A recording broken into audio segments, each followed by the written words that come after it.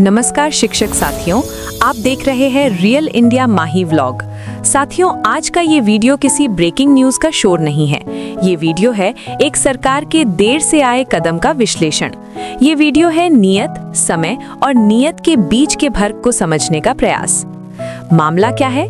केरल सरकार ने अब सुप्रीम कोर्ट में टीईटी अनिवार्यता के फैसले के खिलाफ पुनर्विचार याचिका दाखिल करने की घोषणा की है। सरकार का कहना है कि वर्षों से सेवा दे रहे शिक्षकों के हित प्रभावित हो रहे हैं।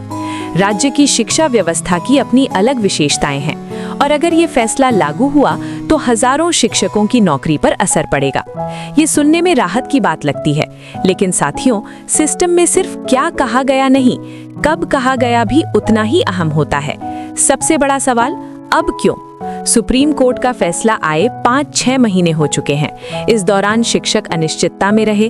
कई राज्यों ने पहले ही अपने स्टैंड साफ कर दिए, याचिकाएं दाखिल हुई, डिफेक्ट लगे, डिफेक्ट हटे और अब जाकर केरल सरकार कह रही है हम पुनर्विचार याचिका दाखिल करेंगे। साथियों, ये सवाल उठना स्वाभाविक है कि इतनी देर क्यों? सरकार का तर्क क्या है? केरल सरकार याचिका में 3 मुख्य बातें रख रही है। एक, जो शिक्षक टीईटी लागू होने से पहले सेवा में आए, उन्हें ये योग्यता हासिल करने का अवसर ही नहीं मिला, इसलिए उन्हें सेवा से बाहर करना न्याय संगत नहीं होगा। 2, जिन शिक्षकों के पास नेट, स्लेट, पीएचडी जैसी उच्च शैक्षणिक योग्यताएं हैं, उन्हें टीईटी से स्थायी छूट दी जानी चाहिए। 3, टीईटी को पहले से सेवा में कार्यरत शिक्षकों की पदोन्नति में बाधा नहीं बनना चाहिए। कागज पर ये बातें मजबूत लगती हैं, लेकिन कोर्ट सिर्फ भावना नहीं देखता, कानूनी टाइमिंग और संवैधानिक स्थिरता भी देखता है।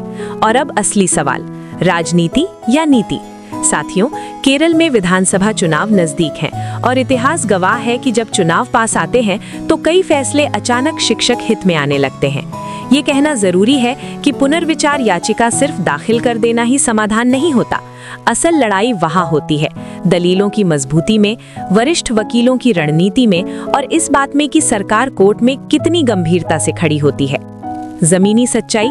साथियों, पुनर्विचार याचिका कोई जादुई चाबी नहीं है, कोई गारंटी कार्ड नहीं है। ये सिर्फ एक कानूनी अवसर है।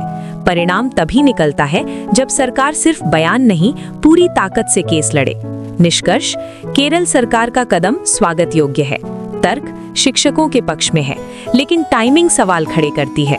अगर ये कदम सिर्फ चुनावी मैसेज है तो शिक्षक फिर से इंतजार में रह जाएंगे, और अगर ये वास्तविक कानूनी लड़ाई है तो ये मामला पूरे देश के शिक्षकों के लिए नजीर बन सकता है। साथियों, ये चैनल आपको उम्मीद नहीं बेचता, स्थिति की सच्ची तस्वीर दिखाता है। आपका इस पूरे मामले पर क्या कहना है?